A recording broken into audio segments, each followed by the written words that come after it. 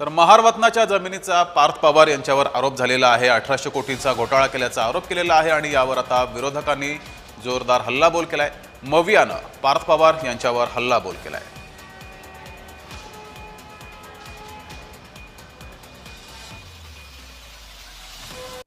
Valuation पुण्यातलं जर 40 acre जमीन कोरेगाव पार्क सारख्या भागातली असेल तर त्याचं व्हॅल्युएशन मिनिमम 1800 कोटी येतं। मिनिमम, मॅक्झिमम ते 2500 3000 कोटी पण 1800 कोटी। मग यांनी किती व्हॅल्युएशन दाखवलं? 300 कोटी। आणि रजिस्ट्री किती रुपयात झाली? 500 रुपयाच्या बॉन्डवर। आम्हाला सांगा की समजा महाराष्ट्राची जमीन जरी घेता आली तरी रेडी रेकनर रेट लावावा लागतो। यांनी जर जमीन केली तर त्याला 75% नजराना भरावा लागतो। पण हे सगळं प्रकरण गोंधळाचं आहे, भ्रष्टाचाराचं आहे, गैरव्यवहाराचं आहे।